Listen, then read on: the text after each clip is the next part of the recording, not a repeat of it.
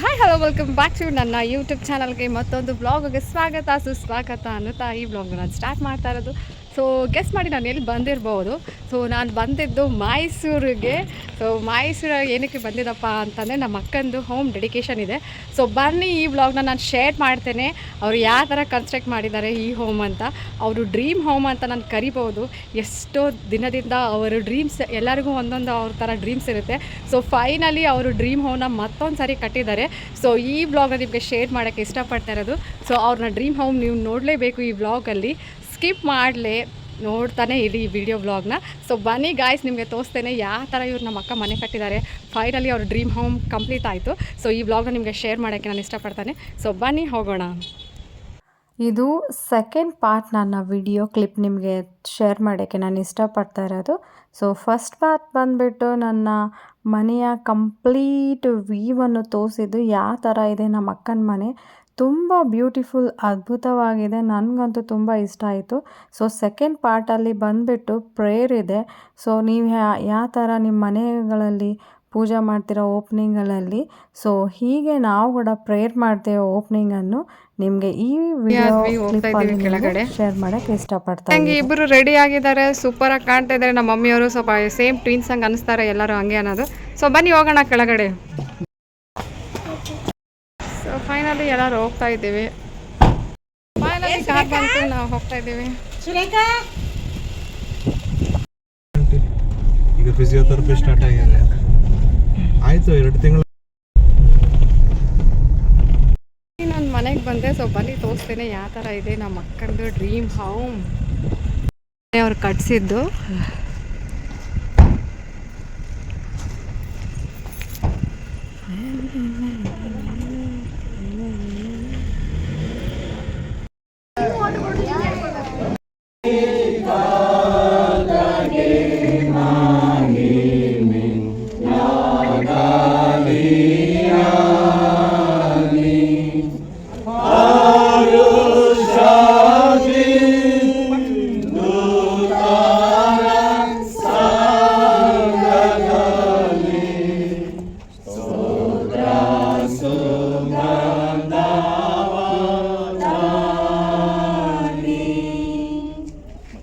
ಪ್ರಾರ್ಥನೆ ಮಾಡೋಣ.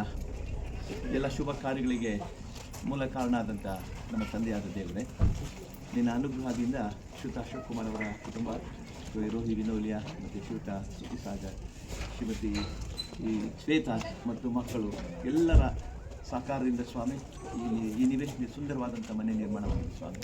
ಇವತ್ತು ಅದನ್ನು ನಿನ್ನ ಹೆಸರು ನಾವು ಪ್ರತಿನಿಧಿಸ್ತಾ ಇದ್ದೇವೆ. ನಿನ್ನ ಪ್ರಸನ್ನತೆ ನಮ್ಮ ಮಧ್ಯೆ ಆವರಿಸಪ್ಪ. ಈ ಒಂದು ಗೃಹ ಪ್ರವೇಶದ ಮೂಲಕ ಸ್ವಾಮಿ ಈ ಮನೆಯನ್ನು ನಿನ್ನ ಹೆಸರಲ್ಲಿ ಅವರು ಪ್ರವೇಶಿಸುವಾಗ ಇವರಿಗಿಂತ ಮುಂಚಿತವಾಗಿ ನಮ್ಮೆಲ್ಲರಿಗೂ ಮುಂಚಿತವಾಗಿ ನೀನು ಪ್ರವೇಶಿಸಿ ಈ ಮನೆಯನ್ನು ಶುದ್ಧೀಕರಿಸಿ ವಾಸಕ್ಕೆ ಅನುವು ಮಾಡಿಕೊಡ್ಬೇಕೆಂದು ನಾವು ಪ್ರಾರ್ಥನೆ ಕೊಡಬೇಕೆಂದು ಯೇಸು ಸ್ವಾಮಿ ಅವರ ದಿವ್ಯ ನಾಮದಲ್ಲಿ ಬೇಡ್ತೇವೆ ದೇವರೇ, ಆಮೆನ್.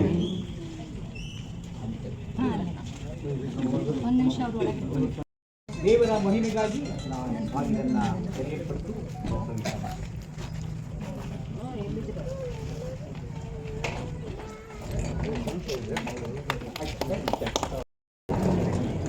ನಿಧಾನಕ್ಕೆ ಹೋಗಿ ಸರ್, ನಿಧಾನಕ್ಕೆ ಹೋಗಿ ಒಬ್ಬೊಬ್ಬರಾಗಿ ನಿಧಾನಕ್ಕೆ ಹೋಗಿ ಮೇಡಮ್. ಸ್ವಲ್ಪ ಹೋಗಿ ಮೇಡಮ್, ಸ್ವಲ್ಪ ಹೋಗಿ ನಿಧಾನ ಹೋಗಿ.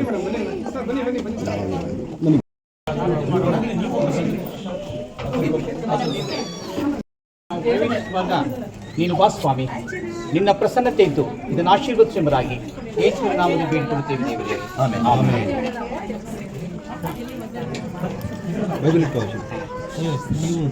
ಆಯ್ತು.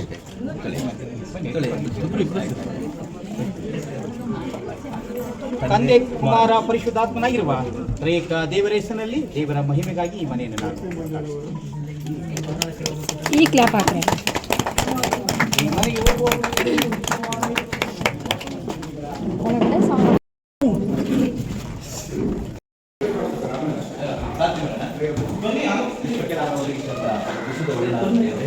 ನಿಮ್ಮಲ್ಲಿ ವಾಸಿಸುವಂಥ ಈ ಪ್ರಿಯರೆಲ್ಲರಿಗೆ ಔಷಧವಂತಹ ಆಹಾರ ಪದಾರ್ಥಗಳನ್ನು ಈ ಅಡುಗೆ ಕೊನೆಯಲ್ಲಿ ಸ್ವಾಮಿಯವರು ಸಂದರ್ಭದಿಂದ ಆಶೀರ್ವಾದಗಳು, ಸಿದ್ಧವಾದಂತಹ ಆಹಾರದ ಮೂಲಕ ಆರೋಗ್ಯವನ್ನು ಮತ್ತು ಎಲ್ಲ ಅಪಘಾತವಾಗಿ ಕೃಷಿ ಕಾಪಾಡು.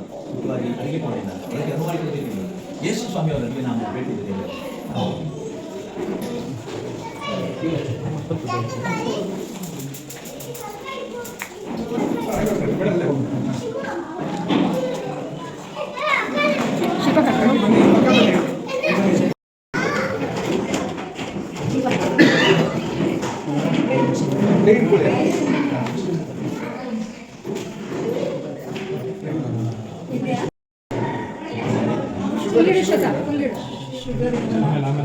ಈಗ ಉಪ್ಪು ಹೋಗ್ಬೇಕಾಗಬೇಕಾ?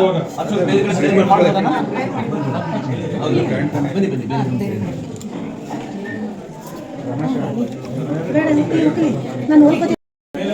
ಮುಕ್ಕುತ್ತೆ ಬಿಡು. ಹೋಗು, ನಾನು ಇಲ್ಲಿ ನೀವಿರ್ರಿ ವಿಡಿಯೋನ ಮೇಡಮ್. ಒಂದು ಮೊಬೈಲಲ್ಲಿ ತಗೋತೀರಿ, ಅಕಸ್ಮಾತ್ ಉಟ್ಬಿಟ್ರೆ ಹೋಗಿ ಬರ್ತೀನಿ ತಗೋತಾಳೆ. ನಾನು ಹೋಗಿ ಬರ್ತೀನಿ. ಅಕಸ್ಮಾತ್ ಇಲ್ಲೊಂದು ಕವರ್ ಮಾಡಿ. ಕ್ಲಾಸ್ ಹೊಡಿರಿ.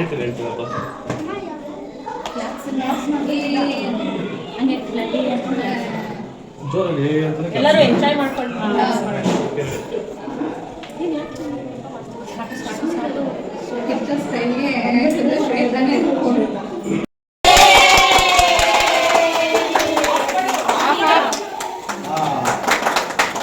ನಾನೀಗ ಕಂಗ್ರಾಚುಲೇಷನ್ ಅಂತ ಕೊಡ್ತೀನಿ, ಅದನ್ನು ಕೇಳಿ ಎಲ್ಲ ಹೆಣ್ಮಕ್ಳಿಗೆ ಶುಭವಾಗಲಿ. ಬಂದವರಿಗೆಲ್ಲ ಚೆನ್ನಾಗಿ ಅಡುಗೆ ಮಾಡಿ.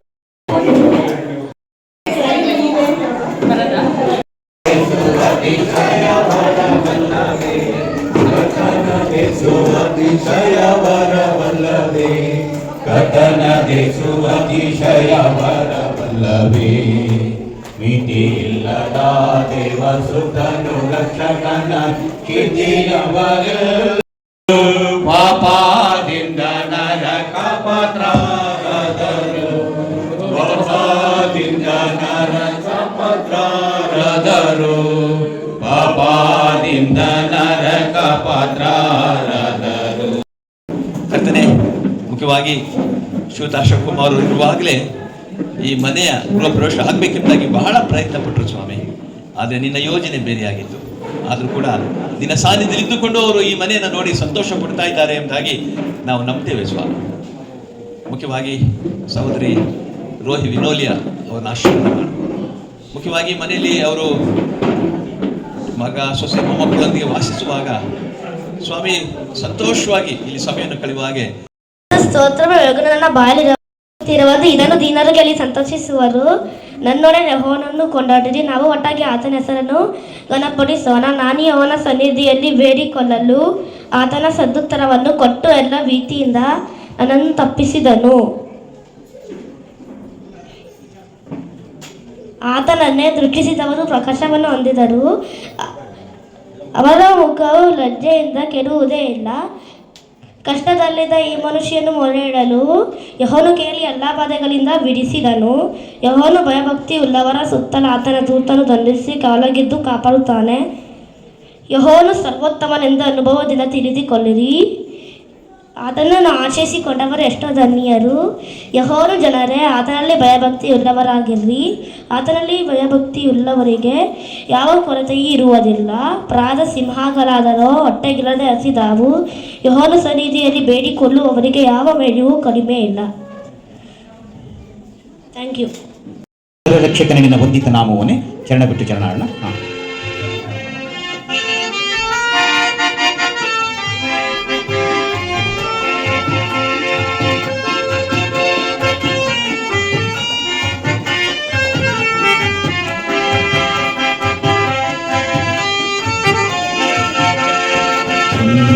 ರಕ್ಷಕನೇ ನಿನ್ನ ವಂದಿತ ನಾಮವನ್ನೇ ಕುಂದದ ಕೀರ್ತಿಸಿ ಎಂದಿಗೂ ಹಾಡುತ್ತ ಬಂದು ಭಜಿಪೆವಯ್ಯ, ಬಂದು ಭಜಿಪೆವಯ್ಯ.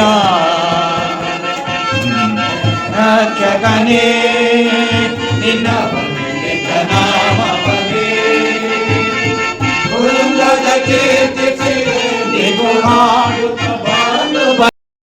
ಆ ಮಕ್ಕಳು, ಆ ಮಗುನು ತುಂಬ ಒಳ್ಳೆಯ ರೀತಿಯಲ್ಲಿ ಓದ್ತ. ಒಂದು ಈ ಸಮಯೋಚಿತವಾಗಿ ಈ ಒಂದು ನೂತನವಾಗಿ ಕಟ್ಟಲ್ಪಟ್ಟಂಥ ಈ ಮನೆಗೆ ಸಮಯೋಚಿತವಾದಂಥ ಒಂದು ವಾಕ್ಯ ಭಾಗ ಇದು.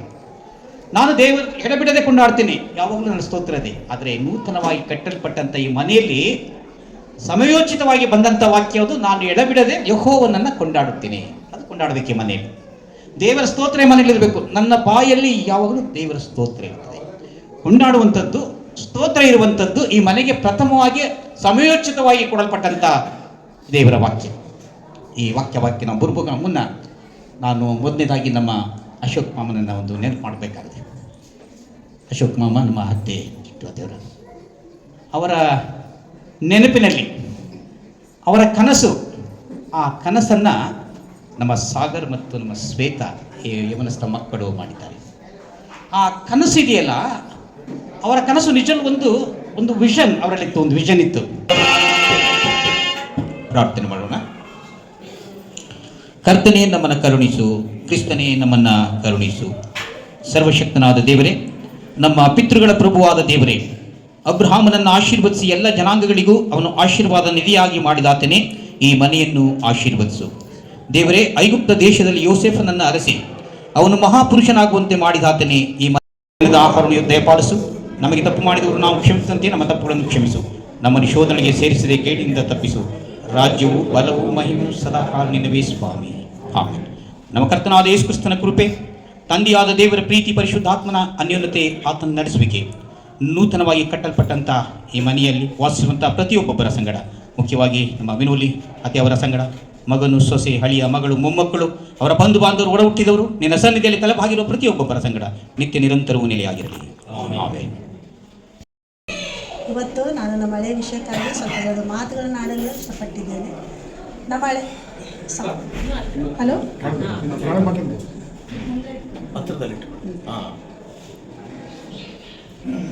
ಇವತ್ತು ನನ್ನ ಹಳೆಯನ ವಿಷಯದಲ್ಲಿ ಎರಡು ಮಾತುಗಳನ್ನು ಆಡಲು ಇಷ್ಟಪಟ್ಟಿದ್ದೇನೆ.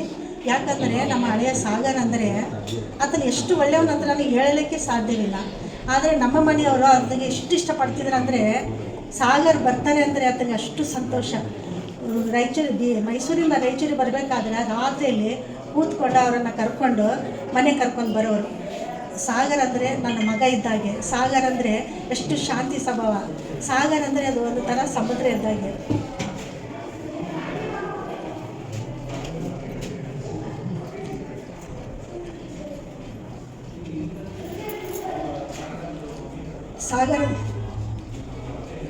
ಸಾಗರ್ ಅಂದರೆ ಎಷ್ಟು ಉತ್ತಮ ಅಂದರೆ, ನಿಜವಾಗಿ ಹೇಳ್ಬೇಕಂದ್ರೆ ಆತ ನಮ್ಮ ಪಾಲಿಗೆ ಅಳೆಯೋದಲ್ಲ. ಆತ ನನಗೆ ಮಗ ಇದ್ದ ಹಾಗೆ. ಅವರ ತಂದೆ ಎಷ್ಟು ಪ್ರೀತಿ ಮಾಡ್ತಾರಲ್ಲ ಅಷ್ಟೇ ನಮಗೆ ಕೊಟ್ಕೊಂಡು ಅಂತ ಪ್ರೀತಿಸಿರೋದು. ನಮಗೆ ಯಾವ ಕೊರತೆ ಇಲ್ಲಾಗುತ್ತೆ, ಯಾವ ರೀತಿಯಿಂದಲೂ ನಮ್ಮನ್ನು ಪ್ರೀತಿಯಿಂದ ಕಾಣುವಂಥ ಸಾಗರ್. ಅದೇ ರೀತಿ ಮತ್ತು ನನ್ನ ಮಗಳಿಗೆ ಕೂಡ ಅಷ್ಟೇ ಪ್ರೀತಿನ ನೋಡಿಕೊಂಡು ಆತನು.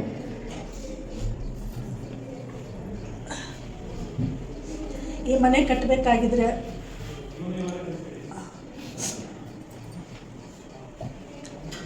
ಕಟ್ಟಬೇಕಾಗಿದ್ರೆ ಫೌಂಡೇಶನ್ ಹಾಕಬೇಕಾಗಿತ್ತು. ಆ ಫೌಂಡೇಶನ್ ಸಮಯದಲ್ಲಿ ನಮ್ಮ ಮನೆಯವರಿಗೆ ಸ್ವಲ್ಪ ಹಾರ್ಟ್ ಅಟ್ಯಾಕ್ ಆಯಿತು. ಬೆಂಗಳೂರಿಗೆ ಕರ್ಕೊಂಡು ಬಂದುಬಿಟ್ವಿ. ಇಲ್ಲಿ ಬಂದು ಒಂದು ತಿಂಗಳು ನಮ್ಮ ಸಾಗರ ಮನೆಯಲ್ಲಿ ಇಟ್ಕೊಂಡಿದ್ರು.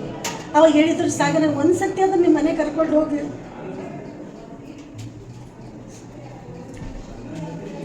ಒಂದು ಸತ್ಯ ಆದರೂ ಹೋಗಿ ನನಗೆ ಈ ಮನೆ ನನಗೆ ತೋರಿಸಪ್ಪ ಅಂತ ಹೇಳಿದರು. ಆದರೂ ಮಗ ಹೇಳಿದಳು, ಬೇಡಪ್ಪ ನೀನು ಸ್ಟೆಪ್ಸ್ ಬರಬಾರ್ದು, ನೀನು ಆಪ್ರೇಷನ್ ಆದಮೇಲೆ ಮನೆ ನೋಡುವಂತೆ ಅಂತ ಹೇಳಿದರು. ಆವಾಗ ನಮ್ಮ ಮನೆಯವ್ರು ಹೇಳಿದರು, ಸಾಗರ್ ಮನೆ ಕಟ್ತಾ ಇದ್ದಾನೆ, ನಾನು ಅಲ್ಲೇ ಇದು ಮನೆ ಕಟ್ತೀನಿ, ಯಾಕಂದರೆ ಅವನು ತುಂಬ ಕಷ್ಟಪಡ್ತಾನೆ, ಅವನಿಗೆ ನಾನು ಆತನ ಜೊತೆ ಆಗಿದ್ದು ಮನೆ ಕಟ್ತೀನಿ ಅಂತ ಹೇಳಿದರು.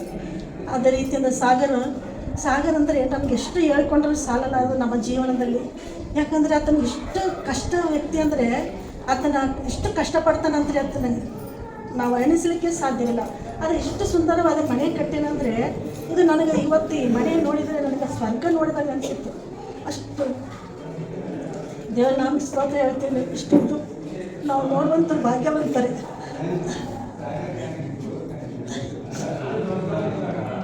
ಆದರೆ ಇವತ್ತು ಅಣ್ಣ ನಮ್ಮ ಮನೆಯವರಿಲ್ಲ, ಆದರೂ ಅವ್ರ ಸ್ವರ್ಗದಲ್ಲಿದ್ದು ಅವರಿಗೆ ಆಶೀರ್ವಾದ ಮಾಡಿದರು.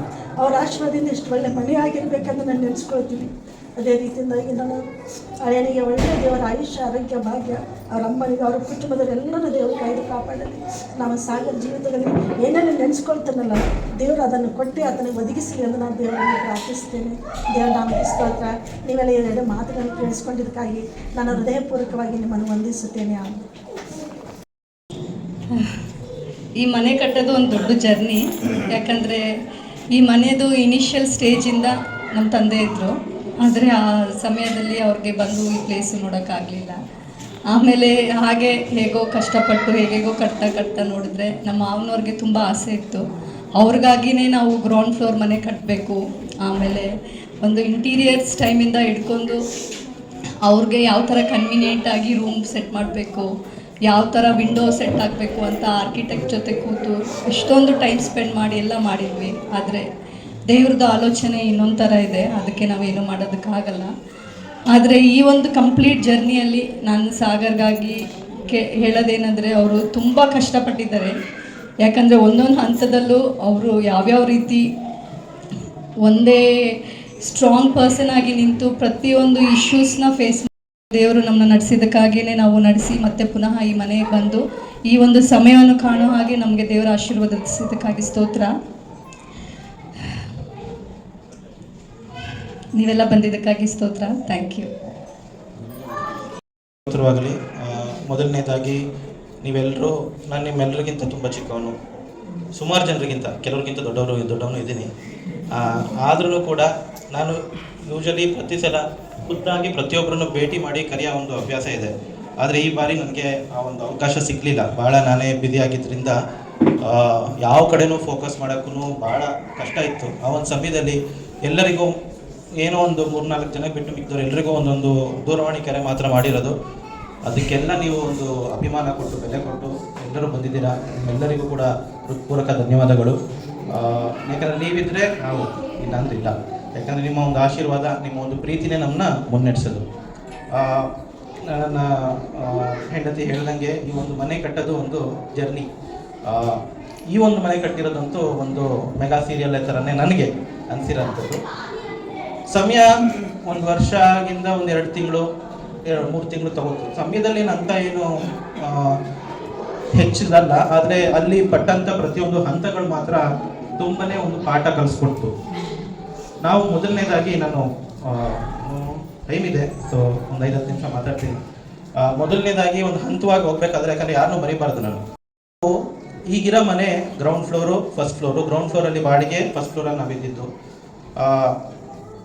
ತಮ್ಮ ತಂದೆಗೆ ಡಯಾಲಿಸಿಸ್ಗೆ ಹೋಗಬೇಕು ಬರಬೇಕು, ಅವ್ರಿಗೆ ಮೆಟ್ಲು ಹತ್ತಕ್ಕೆ ಇಳಿಯೋಕ್ಕೆ ಕಷ್ಟ ಆಗ್ತಾ ಇತ್ತು. ಆ ಒಂದು ಕಾರಣದಿಂದ ನಾವು ಕುಟುಂಬವಾಗಿ ಸೇರಿ ಒಂದು ತುಂಬ ಕಠಿಣವಾದ ನಿರ್ಧಾರ ತಗೊಂಡು, ಯಾಕಂದರೆ ಅದನ್ನು ಕೂಡ ನಾವು ಕಟ್ಟಿದ್ದು ಮನೆ, ಅದನ್ನು ಮಾರೋದು ಅಷ್ಟು ಸುಲಭವಾದ ಒಂದು ನಿರ್ಧಾರ ಅಲ್ಲ. ಅದನ್ನೆಲ್ಲ ನಾವು ಕುಟುಂಬವಾಗಿ ಸೇರಿ ಎಲ್ಲ ಒಪ್ಪಿಗೆ ತಗೊಂಡು ಆ ಒಂದು ನಿರ್ಧಾರ ತಗೊಂಡು ಮಾರಿದ್ವಿ. ಆ ಮಾರಿದ ಮೇಲೆ ದುಡ್ಡು ಯಾವುದೇ ಒಂದು 1 ರೂಪಾಯಿ ಇರ್ಬೋದು, 10 ರೂಪಾಯಿ ಇರ್ಬೋದು, ಯಾವುದೇ ದುಡ್ಡು ಕೂಡ ವೇಸ್ಟ್ ಆಗಬಾರ್ದು ಅನ್ನೋ ಒಂದು ಕಾರಣದಿಂದ ಇಮಿಡಿಯೇಟ್ ಆಗಿ ಒಂದು ಸೈಟ್ ತೊಗೊಬಿಟ್ಟು ಕನ್ಸ್ಟ್ರಕ್ಷನ್ ಮಾಡಿಬಿಡೋಣ. ಅಲ್ಲಿ ನಮ್ಮ ತಂದೆಗೆ ನೀಟಾಗಿ ಅವ್ರಿಗೆ ಒಂದು ಗ್ರೌಂಡ್ ಫ್ಲೋರ್ ಇದ್ದು, ನಾವು ಮನೆ ಒಳಗಡೆಯಿಂದನೇ ಹೋಗೋ ಥರ ಇದ್ದರೆ ನಾವು ಒಂದು ಮನೆ ಅನ್ಸ್ಕೋತೀವಿ. ಇಲ್ಲ ಅಂದರೆ ನಮ್ದೊಂದು ಮನೆ ಥರ, ಅವ್ರದ್ದೊಂದು ಮನೆ ಥರ ನಾವು ಭಾವನೆ, ನನಗೆ ನನ್ನ ಹೆಂಡತಿಗೆ, ನಮ್ಮ ಯಾರಿಗೂ ಅದು ಇಷ್ಟ ಇರಲಿಲ್ಲ. ಸೊ ಅದಕ್ಕೆ ನಾವು ಆ ಒಂದು ಪ್ಲ್ಯಾನ್ ಮಾಡ್ತಾ ಇದ್ವಿ. ಅದನ್ನು ಹುಡ್ಕೊಂಡು ಹೋಗ್ತಿರುವಾಗ ನಾವು ಮೊದಲನೇ ಯಾವತ್ತಿರುತ್ತೆ ಬೇರೆ ಪ್ರಶ್ನೆ. ಆದರೆ ನಾವು ತಂದೆ ತಾಯಿಗಳನ್ನ ನಾವು ಆರಿಸಿರಲ್ಲ, ನಮ್ಗೆ ಗೊತ್ತೇ ಇರಲ್ಲ. ತಂದೆ ತಾಯಿಗಳು ಕೂಡ ನಮ್ಮನ್ನ ಆರಿಸಿರಲ್ಲ, ಮಗು ಬೇಕು ಅಂದ್ಕೊಂಡಿರ್ತಾರೆ ಅಷ್ಟೇ. ಆದರೆ ಅದು ದೇವರೇ ನಿರ್ಮಿತವಾಗಿ ಇಂಥವ್ರಿಗೆ ನೀನು ಹುಟ್ತೀಯ ಅಂತ ಬಂದ್ಬಿಟ್ಟಿರುತ್ತೆ. ಅದು ಬಯಾಲಜಿಕಲ್ ಆಗಿ ನಡೆಯುತ್ತೆ. ಆದರೆ ನಮ್ಮ ಬಾಳ ಸಂಗಾತಿನ ನಾವು ಚೂಸ್ ಮಾಡ್ಕೊಳ್ಳೋ ಅಂಥದ್ದು. ಚೂಸ್ ಮಾಡ್ಕೊಳ್ಳೋದು ಅಂದರೆ ಪ್ರೀತಿನೇ ಅಂತಲ್ಲ, ಒಂದು ಒಪ್ಪಂದ ಆದರೂ ಕೂಡ ನಮ್ಮ ಒಂದು ನಿರ್ಧಾರ ಇರುತ್ತೆ. ನಾವು ಯಾವಾಗ ಬೇಕಾದ್ರೂ ಎಸ್ ಅನ್ಬೋದು, ಯಾವಾಗ ಬೇಕಾದ್ರೂ ನೋ ಅನ್ಬೋದು. ಬಟ್ ನಮ್ಮ ತಂದೆ ತಾಯಿಗೆ ನಾವು ಹುಟ್ಟೋ ಒಂದು ಸಮಯದಲ್ಲಿ ಡಾಕ್ಟರ್ ಹತ್ರ ನಾನು ಇವತ್ತು ಬರಲ್ಲ, ಇವ್ರ ಹೊಟ್ಟೆಯಿಂದ ಅನ್ನೋಕ್ಕಾಗಲ್ಲ, ಅವ್ರ ಹೊಟ್ಟೆಯಿಂದನೇ ನಾವು ಆಚೆ ಬರೋದು. ಸೊ ಆ ಒಂದು ಸಮಯದಲ್ಲಿ ನಾನು ಇವಳನ್ನ ಬಾಳ ಸಂಗತಿಯಾಗಿ ತಗೊಂಡಾಗ ನನಗೆ ಗೊತ್ತಿರಲಿಲ್ಲ. ಆಗ್ಲೂ ಇವರು ರಾಯಚೂರಲ್ಲಿ ಅಂದರೆ ಸ್ವಲ್ಪ ರಫ್ ಆ್ಯಂಡ್ ಟಫ್, ಈಗಲೂ ರಫ್ ಆ್ಯಂಡ್ ಟಫ್, ಬೇರೆ ಪ್ರಶ್ನೆ. ಆಗಲೂ ಸುಮಾರು ಪ್ರಶ್ನೆಗಳಿರುತ್ತೆ, ಸುಮಾರು ಜನ ಹೇಳಿರ್ತಾರೆ ಯಾಕೆ ಅಂತ. ಏನೋ ಒಂದು ಆಲೋಚನೆ ಮೇಲೆ ಮುನ್ನುಗ್ಗಿರ್ತೀವಿ. ಆ ಯಾವುದೋ ಆಲೋಚನೆಗಳು, ನಿರ್ಧಾರಗಳು ಇದುವರೆಗೆ ಒಂದು ರಿಗ್ರೆಟ್ಫುಲ್ ಆಗೇ ಇಲ್ಲ. ಅದೊಂದು ಬ್ಲೆಸ್ಸಿಂಗ್. ಆ ಒಂದು ಸಮಯದಲ್ಲಿ ಪ್ರತಿಯೊಂದು ಹಂತ, ಇವಾಗ ಈ ಒಂದು ಕಾರ್ಯಕ್ರಮ ನಡೆಯುವಾಗಲೂ ಕೊನೆ ಒಂದು ವಾರದಲ್ಲಿ ನನಗೆ ತುಂಬ ಒತ್ತಡ ಇತ್ತು ಬೇರೆ ಬೇರೆ ಕಾರಣಗಳಲ್ಲಿ. ಅವಳು ಇಲ್ಲಿ ನಿಂತ್ಕೊಂಡು ಮ್ಯಾನೇಜ್ ಮಾಡಿರಲಿಲ್ಲ ಅಂದ್ರೆ ಆಗ್ತಿರ್ಲಿಲ್ಲ. ಆ ಒಂದು ರೀತಿಯಲ್ಲಿ ಯೋಚನೆ ಮಾಡಕ್ಕೆ ಹೋದ್ರೆ ಅವಳು ನನಗೆ ಬೆನ್ನೆಲುಬಾಗಿ ನಿಂತಿದ್ದಾಳೆ. ಎಷ್ಟೊಂದೊಂದು ಇದಿದೆಯಲ್ಲ, ಒಂದು ಸೇಯಿಂಗ್ ಇದೆಯಲ್ಲ, behind every man success there is a women behind ಅಂತ. ಆದರೆ ಇದು ಸ್ವಲ್ಪ ಚೇಂಜ್.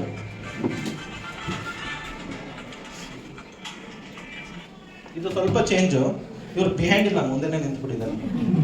ಮುಂದೆನೇ ನಿಂತು ಫುಲ್ಲು ಆಟ ಆಡ್ಕೊಂಡು ಹೋಗ್ತಾ ಇರೋದು. ನಾವು ಸುಮ್ಮನೆ ಸೈಡ್ ಆಗ್ಬಿಟ್ಟಿದ್ವಿ ಎಷ್ಟೊಂದು ಸಲ. ಪ್ರಾಬ್ಲಮ್ ಬಂದಾಗ ಆಗ ಹಿಂದೆ ಹೋಗ್ಬಿಡ್ತಾರೆ, ಆಗ ನಾವು ಮುಂದೆ ಹೋಗ್ಬಿಡ್ತೀವಿ. ಆ ಥರನೂ ಆಗಿದೆ. ಬಟ್ ಆ ರೀತಿಲಿ ನಡೆಸ್ಕೊಂಡು ಹೋಗಿದ್ದಾರೆ. ಅದರಿಂದ ನಾನು ಭಾಳ ಬ್ಲೆಸ್ಸಿಂಗಲ್ಲಿದ್ದೀನಿ, ಅದೊಂದು ಸಮಾಧಾನದಲ್ಲೇ ಇದ್ದೀನಿ. ನೆಕ್ಸ್ಟು ನಮ್ಮ ತಾಯಿ, ಅವರಲ್ಲಿ ಏನು ಆಲೋಚನೆ ಇರಲಿ ಏನಿರಲಿ, ಅವರಲ್ಲಿ ಇರೋದು ಒಂದೇ ಒಂದು ಚೇಂಜ್ ಆಗದೆ ಇರೋದೇನು ಅಂದರೆ ಮಕ್ಳಿಗೋಸ್ಕರ ಅವ್ರು ನಿಂತ್ಕೋತಾರೆ. ಆದರೆ ಅವ್ರಿಗೋಸ್ಕರ ನಾನು ಪ್ರತಿಯೊಂದು ಸಲನೂ ನಿಂತಿಲ್ಲ. ಈಗಲೂ ಕೂಡ ನಾನು ನಮ್ಮ ತಂದೆನ ಉಳಿಸ್ಕೊಳ್ಳೋ ಅಂಥ ಒಂದು ಸಮಯದಲ್ಲಿ ಅವ್ರನ್ನ ಉಳಿಸ್ಕೊಳ್ಳಿಲ್ಲ ಅನ್ನುವಾಗ ನನಗೆ ಅವ್ರ ಮೇಲೆ ಬೇಜಾರಾಗುತ್ತೆ. ಯಾಕಂದರೆ ಯಾವಾಗಲೂ ಹೇಳೋರು, ನೀನು ಎಲ್ಲೂ ಇರಬೇಡಪ್ಪ, ಇಲ್ಲೇ ಇದ್ರೆ ಅವರು ಏನಾಗುತ್ತೆ ಅಂತ, ಏನೂ ಆಗಲ್ಲ ಅಂತ. ಆದರೆ ನಾನು ಅವತ್ತು ಇದ್ದೆ, ಆದ್ರೂ ಅವ್ರನ್ನ ಉಳಿಸ್ಕೊಳ್ಳೋಕ್ಕಾಗಲಿಲ್ಲ, ಒಂದು ಬೇಜಾರು. ಅದೊಂದು ಪಾಪ ಅವ್ರಿಗೂ ಮನಸ್ಸಲ್ಲಿ ಇರ್ಬೋದು, ಗೊತ್ತಿಲ್ಲ. ಆದರೆ ಅವರು ಹಿರಿಯರು, ಅವರ ಆಶೀರ್ವಾದ ಯಾವಾಗಲೂ ನಮ್ಮ ಮೇಲೆ ಇದ್ದೇ ಇರುತ್ತೆ. ಅವರು ಇನ್ಮೇಲೆ ಅವ್ರಿಗೆ ಭಾಳ ಒಂದು ಅತ್ತೆ ಮಾವನವರು ಯಾವಾಗಲೂ ನಂದೊಂದು ಹೇಳ್ಬಿಡ್ತೀನಿ, ಯಾವಾಗಲೂ ನನ್ನ ಹೆಂಡತಿನ ಶನಿವಾರ ಭಾನುವಾರ ಆದರೆ ಕರ್ಕೊಂಡ್ಬಂದ್ಬಿಡ್ತಾ ಇದ್ದೆ ಮದುವೆ ಆದಾಗಿಂದ. ಬೇರೆಯವರೆಲ್ಲ ಟ್ರಿಪ್ಪು ಅಲ್ಲಿ ಇಲ್ಲಿ ಎಲ್ಲ ಹೋಗ್ತಾ ಇದ್ರು. ಬಟ್ ಏನಕ್ಕೆ ಬರ್ತಾ ಇದ್ದೆ ಅಂದರೆ ಅವರಿಬ್ಬರಲ್ಲಿ ತುಂಬ ಪ್ರೀತಿ ವಿಶ್ವಾಸ ಇತ್ತು. ಸೊ ಅದನ್ನು ನಾನು ಮಿಸ್ ಮಾಡ್ಕೊಂಡಿದ್ದೆ. ಸೊ ಅದೇನೇ ಅವಳು ಅದೇ ಅಭ್ಯಾಸನ ಕಲ್ತ್ಕೊಂಡು ಬಂದಳು. ಇವತ್ತು ನನ್ನ ಜೊತೆ ಇದ್ದಾಳೆ. ತುಂಬ ಅತ್ತೆ ಮಾವನವ್ರಿಗೆ ತುಂಬ ಥ್ಯಾಂಕ್ಸ್ ಹೇಳ್ತೀನಿ. ಒಂದು ಒಳ್ಳೆ ಹುಡುಗಿನ ನನಗೆ ಮದುವೆ ಮಾಡಿಕೊಟ್ಟಿದ್ದೀರಾ. ಸೇಮ್ ಅವಳು ಒಳ್ಳೆ ಗುಣ. ಅವಳು ಸಾಗರ್ ಹೇಗೋ, ಸಾಗರ್ ನಿಮಗೆಲ್ಲ ಕಾಣ್ತಾ ಇದ್ದಾನೆ. ಬಟ್ ಶಿಲ್ಪ ಅದೇ ಥರನೇ, ಸಾಗರ್ ಗುಣ ಥರನೇ, ನಮ್ಮ ಅತ್ತೆಯವ್ರ ಥರನೇ ತುಂಬ ಜವಾಬ್ದಾರಿ ಹುಡುಗಿ, ತುಂಬ ಕಷ್ಟಪಡ್ತಾ ಇದ್ದಾಳೆ. ಥ್ಯಾಂಕ್ ಯು ಅತ್ತೆ, ನಮ್ಮ ಮಾವನವ್ರಿಗೆ ಥ್ಯಾಂಕ್ಸ್ ಹೇಳ್ತೀನಿ. ಆಮೇಲೆ ಸಾಗರ್ ಇಲ್ಲಿವರೆಗೂ ಕಷ್ಟಪಟ್ಟಿದ್ಯಾ? ಯಾವಾಗಲೂ ಕಷ್ಟಪಟ್ಟು ಊಟ ಮಾಡಿದ್ರೇ ನೆಮ್ಮದಿ ತೃಪ್ತಿ, ಕರೆಕ್ಟ್ ಅಲ್ವಾ? ಹೌದು. ಅದೇ ಥರನೇ ಈ ಮನೆ ತುಂಬ ಸಂತೋಷ ಆಯಿತು. Thank you. ಲಾಸ್ಟ್ ಎಲ್ಲ ಮಾತಾಡಿದ್ರು, ಇವಳು ಯಾಕೆ ಮಾತಾಡಿಲ್ಲ ಅನ್ಬಾರ್ದು, ಸುಳ್ಳು ಹೇಳ್ತೀಯಾ? ಅವನಿಗಿರೋ ಒಂದೇ ಆಸೆ, ಚೆನ್ನಾಗಿ ನಾನ್ ವೆಜ್ ತಿನ್ಬೇಕು. ಈಗಲೂ ಕೊಡಿ, ಕಾಯಿ ಪಲ್ಯ ತಿನ್ನೋದಿಲ್ಲ. ಅವನಿಗೆ ಒಂದು ಮೊಟ್ಟೆ ಆದ್ರೂ ಇರಬೇಕು. ಎಷ್ಟು ಚಿಕ್ಕವಳಿಂದ ಒಂದೊಂದು ಮೊಟ್ಟೆನ ಕಾಂಪ್ರಮೈಸ್ ಮಾಡಿದ್ದೀನಿ ನನಗೆ ಗೊತ್ತು. ನಾನು ಏನಾದರೂ ತಿಂತಾ ಇದ್ದೆ, ಅವ್ನು ತುಂಬ ಎಷ್ಟು ನಾನು ಕಾಂಪ್ರಮೈಸ್ ಮಾಡ್ಕೊಂಡಿದ್ದೀನಿ ಚಿಕ್ಕವನಲ್ಲಿ. ಈಗ ಅವ್ನು ಎಷ್ಟು ಕಾಂಪ್ರಮೈಸ್ ಮಾಡ್ಕೊಂಡಿದ್ದಾನೆ ಅನ್ನೋದು ನನಗೆ ಗೊತ್ತು. ಹಂತವಾಗಿ ಯಾವ ಥರ ನಡ್ಸ್ಕೊಂಬಂದಿದ್ದಾನೆ, ಎಷ್ಟು ಕಾಟ ಕೊಟ್ಟಿದ್ದಾನೆ, ಅಷ್ಟೇ ನನ್ನ ಕೇರ್ ತೊಗೊಂಡಿದ್ದಾನೆ. ಹಾಗೆ ಹೇಳ್ಬೇಕಂತಂದರೆ ಅವನು ಒಂದು ಸ್ಥಾನದಲ್ಲಿ ಡ್ಯಾಡಿ ಕಳ್ಕೊಂಡಾಗ ಯಾವುದೇ ಹೆಣ್ಮಕ್ಳಿಗೂ ಡ್ಯಾಡಿ ಕಳ್ಕೊಂಡ ಮೇಲೆ ನಿಜ ಹೆಂಗೆ ಒಂದು ದೊಡ್ಡ ಸ್ಟ್ರಾಂಗ್ ಶಕ್ತಿ ಇಲ್ಲ ಬಂದು ಅನ್ನೋದು ಕೊರಗು ಯಾವಾಗಲೂ ಇದ್ದೇ ಇರುತ್ತೆ. ಸೊ ಯಾವಾಗಲೂ ಆ ಥರ ಹಂತದಲ್ಲಿ ಇರಬೇಕಾದ್ರೆ ಅವ್ನಿಗೊಂದು ಮಾತು ಹೇಳ್ದ, ನಾನೇನಿನ್ ತಮ್ಮ ಅಂದ್ಕೊಂಡಿದ್ಯಾ, ನನ್ನ ಡ್ಯಾಡಿದು replacement.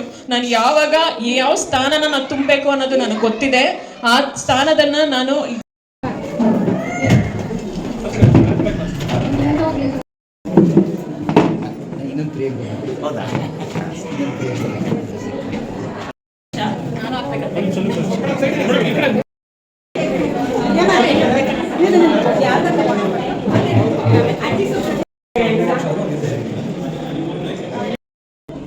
Will do the vlog. So ಚೆನ್ನಾಗಿದೆನಾ? ಚೆನ್ನಾಗಿದೆ ಜ್ಯೂಸ್.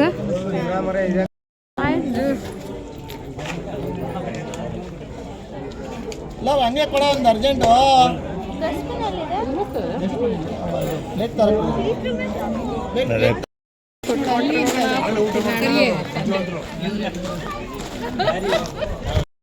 ಎಲ್ಲರೂ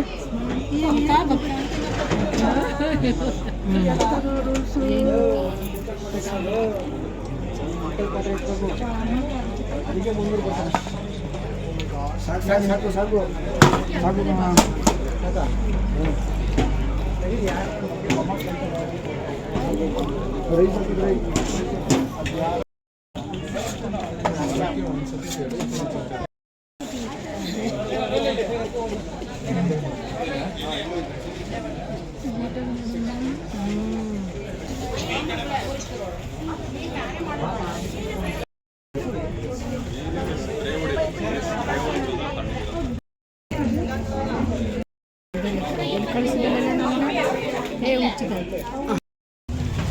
ಕಣ್ಣು ಸಾಲಂಗಿಲ್ಲ.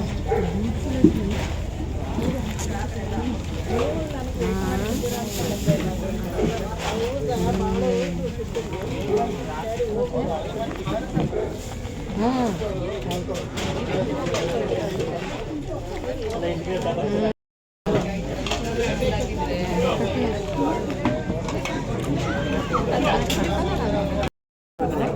ನೋಡೋಣ ಟೇಸ್ಟ್ ಮಾಡೋಣ. ನಮ್ಮಮ್ಮ ನಿನ್ನೆ ಮುಂಜಾನೆ ಅವ್ರು 8ಕ್ಕೆ ಬಂದರೆ ನಾನು ಬಸ್ಸಿಗೆ ಬಂದಾರ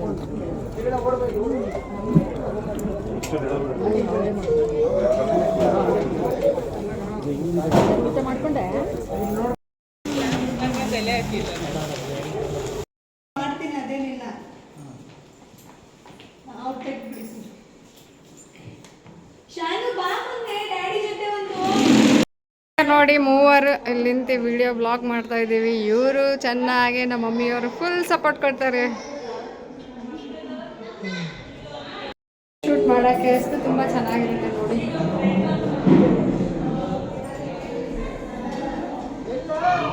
ಸೊ ಈ ಬ್ಲಾಗ್ ನಿಮಗೆ ಇಷ್ಟ ಆದರೆ ಲೈಕ್ ಮಾಡಿ, ಕಮೆಂಟ್ ಮಾಡಿ, ಶೇರ್ ಮಾಡಿ ಹಾಗೂ ನನ್ನ ಚಾನಲ್ಗೆ ಸಬ್ಸ್ಕ್ರೈಬ್ ಮಾಡಿ. ಬಾಯ್.